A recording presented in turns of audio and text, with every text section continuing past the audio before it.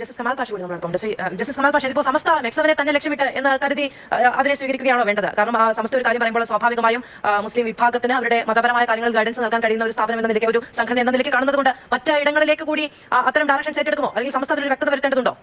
ഈ സമസ്ത എന്നും പറയുന്ന ഇപ്പോഴുള്ള സംഘടനകളൊന്നും എല്ലാ മുസ്ലിങ്ങളുടെയും മക്കാലത്തൊന്നും ഏറ്റെടുക്കേണ്ട കാര്യമില്ല. അതാദ്യം ഞാൻ പറയുന്നത്.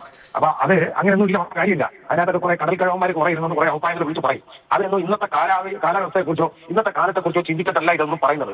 ഒരു വ്യായാമം പറയാം, എന്തൊന്നും ആവട്ടെ, ഒരു വ്യായാമം പറ. അതിനകത്ത് ആണ് പാടില്ല, പെണ്ണ് പാടില്ല, ആണുങ്ങൾ പെണ്ണുങ്ങൾ കൂടെ പാടില്ല, ഇതൊക്കെ പുറത്ത് പറയാന്നൊക്കെ പറയുന്നത് ഇന്ന് നാണക്കേടല്ലേ? ഇവർ ഈ മുസ്ലിം സമുദായത്തിന് തന്നെ വലിയ ആക്ഷേപം ഉണ്ടാകുന്ന തരത്തിലുള്ള ഒരു താലിബാൻ മോഡലിലേക്ക് പോവാണത്.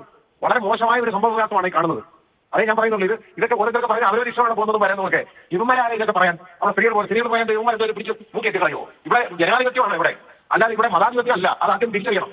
അതുകൊണ്ട് ഈ രീതിയിലുള്ള വർത്തമാനമൊന്നും ശരിയല്ല. ആര് പറഞ്ഞാലും ഇവരൊന്നും നേതാക്കളായിട്ടൊന്നും അംഗീകരിക്കാൻ പറ്റത്തില്ല. ഞാൻ പറഞ്ഞില്ലേ, ഇവരെല്ലാം മുസ്ലിങ്ങളെ മക്കാലത്ത് എടുക്കേണ്ട കാര്യമില്ല. അതിനുള്ള അധികാരവും കിട്ടില്ല. സാമുദായിക സംഘടനയാണ്. കുറെ ആളുകൾ അവർക്ക് മതപരമായ ഗൈഡൻസ് നൽകാൻ അധികാരമുള്ള സംഘടനയായും നേതാക്കളായും കാണുന്നവരാണ്. എപി വിഭാഗം തന്നെ അതിനൊരു നേതാവുണ്ട്, അതിന് അനുയായികളുണ്ട്, അല്ലെങ്കിൽ ഇത്തരത്തിലുള്ള കാര്യങ്ങൾ, മതപരമായ കാര്യങ്ങളിൽ, ആത്മീയമായ കാര്യങ്ങളിൽ നേതാവിന്റെ ഭാഗത്ത് നിന്ന് അല്ലെങ്കിൽ ലീഡർഷിപ്പിലുള്ളവരുടെ ഭാഗത്ത് നിന്ന് ഇത്തരത്തിലുള്ള നിർദ്ദേശങ്ങൾ വരാറുണ്ട്. അത് അവർ ഫോളോ ചെയ്യുന്നവരുണ്ട്. ഫോളോ ചെയ്തോട്ടെ.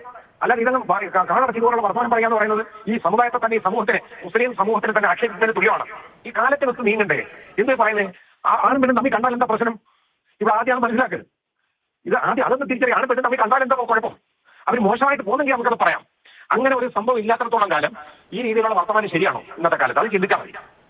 അത് മുസ്ലിം സമുദായ അംഗങ്ങൾ ചർച്ച ചെയ്ത ഈ കാര്യത്തിൽ അദ്ദേഹം തന്നെ പറയുന്നു, കേൾക്കാൻ താല്പര്യമുള്ളവർ കേൾക്കട്ടെ, മറ്റുള്ളവർ കേൾക്കാൻ കേട്ടു. മെക്സോൻ സ്വാഭാവികമായും അവർക്ക് ഒരു ചർച്ചയിലൂടെയോ അല്ലെങ്കിൽ ഒരു തീരുമാനത്തിലൂടെ ആയിരിക്കും അവരുടെ പ്രാബല്യത്തിൽ വന്നിട്ടുണ്ടാവുക. എന്തായാലും ഈ വിഷയങ്ങളും ചർച്ച ചെയ്യട്ടെ സമൂഹം.